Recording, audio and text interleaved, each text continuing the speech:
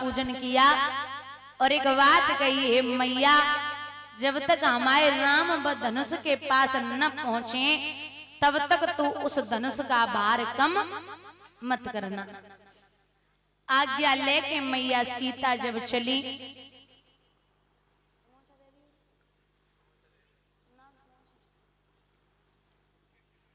तो इधर राजा जनक ने ये ऐलान कर दिया कि जितने नरेश यहाँ पे आए हैं सब अपना अपना पौरुष धनुष पे आजमाएं। तो सुनते ही ये सूचना उमड़ पड़े महपाल, कमर बांध मैदान में कूद पड़े तत्काल।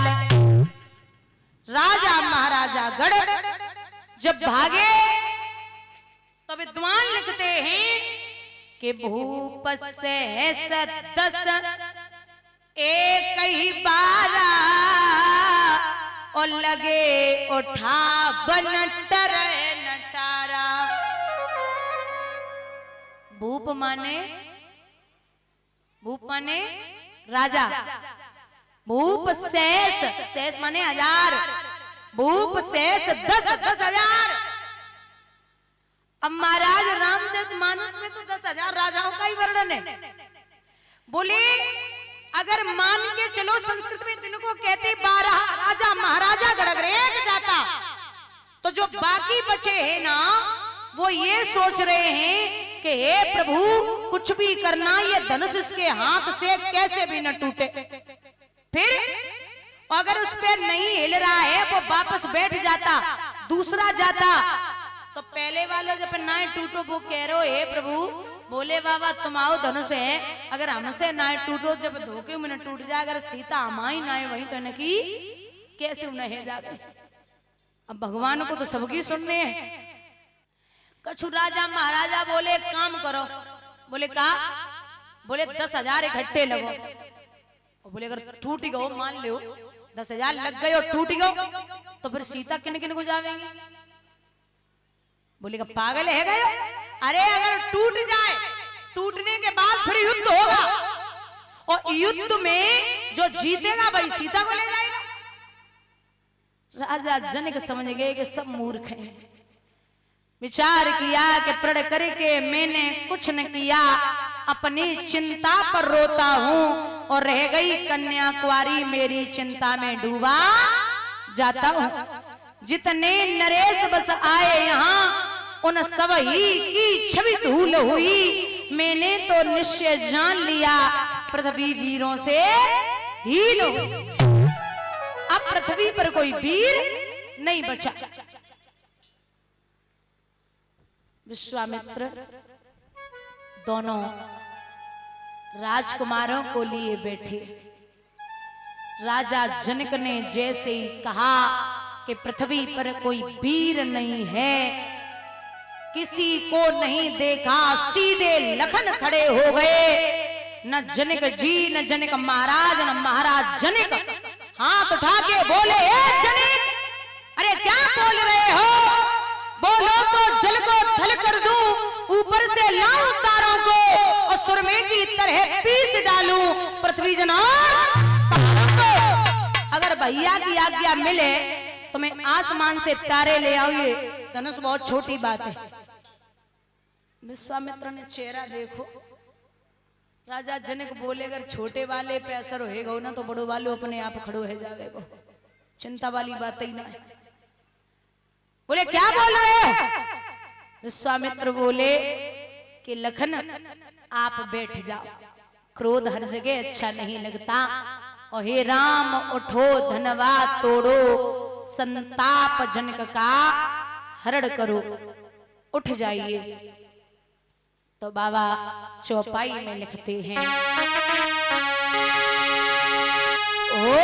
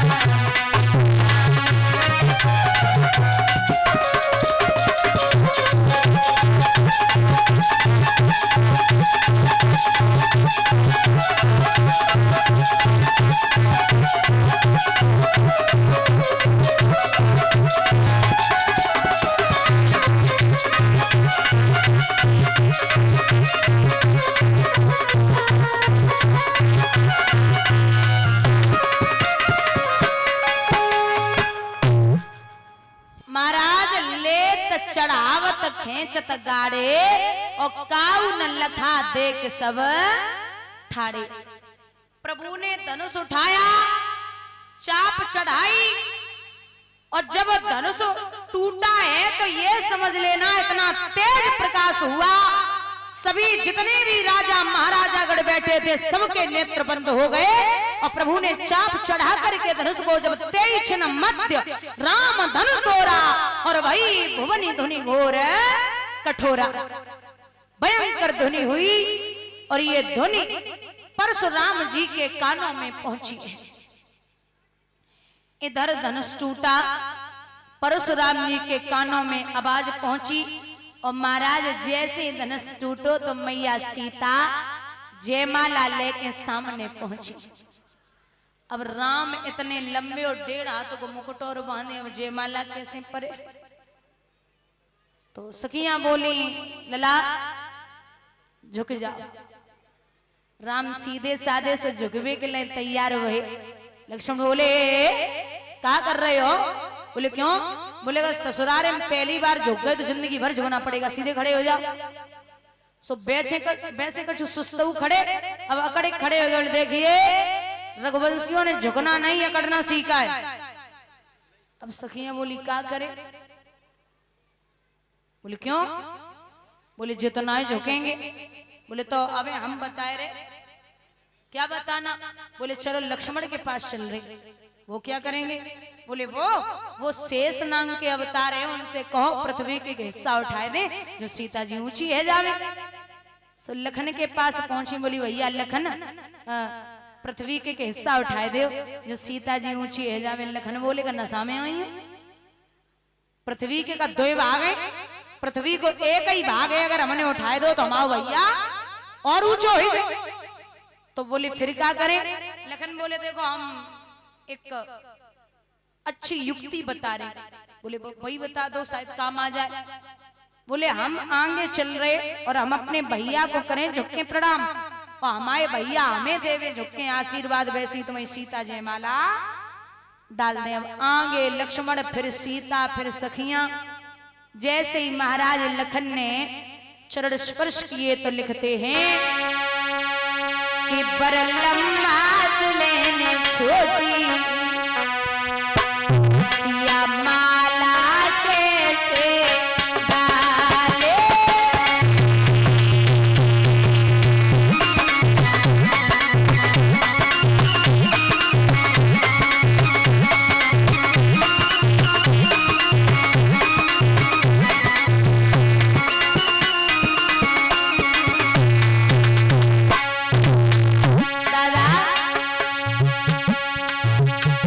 तब लखन लाल उठ जाए और पास राम के आए।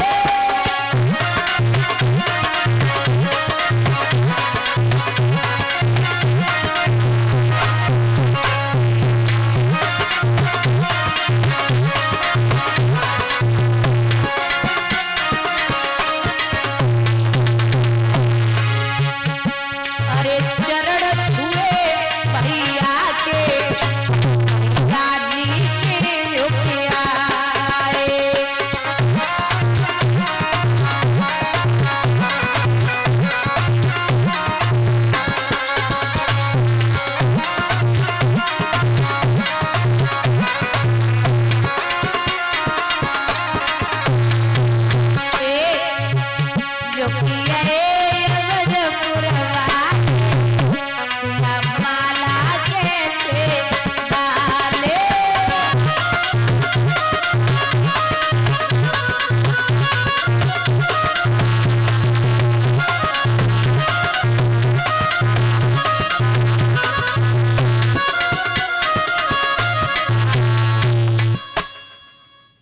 बंधुओं जैसे ही सीता जी आगे बढ़ी, लखन ने झुककर के चरण स्पर्श किए और जब लखन ने पैर छुए हैं, राम जी ने झुक के आशीर्वाद दिया तो सीता ने जयमाला डाल दी। बोलिए सियावर रामचंद्र की।